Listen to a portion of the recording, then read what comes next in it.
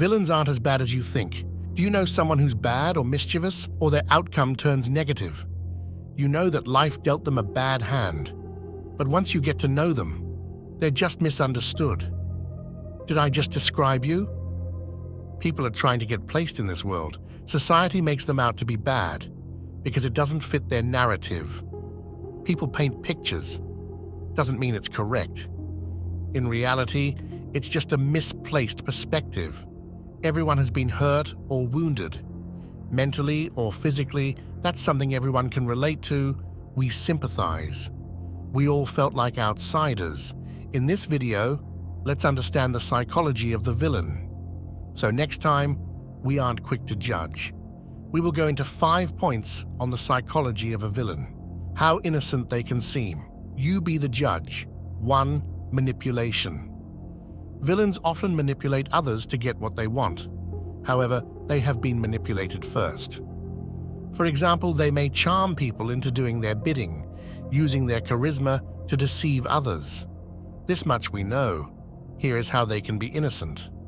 People judge based on the past, because they are villains. Manipulation of circumstantial evidence is at play here.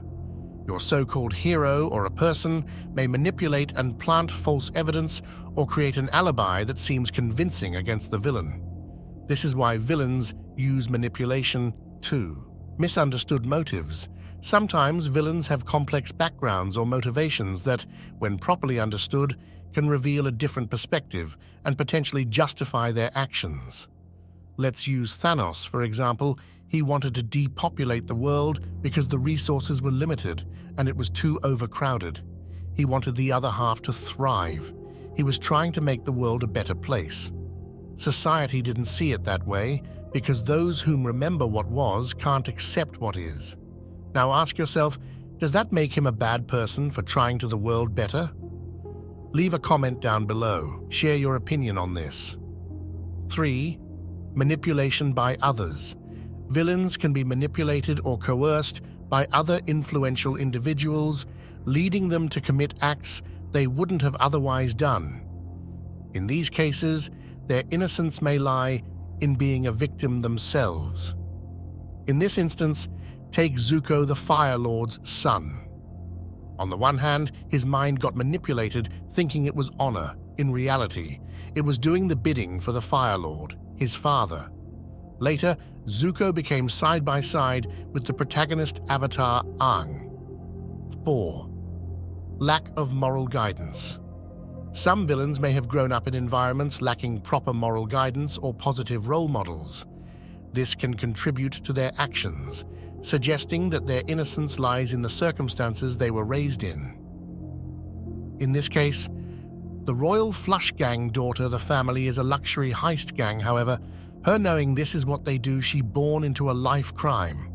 Never had a choice. You know the saying, can't pick family. This is a case of lack of moral guidance, not knowing right from wrong. 5. Psychological imbalances.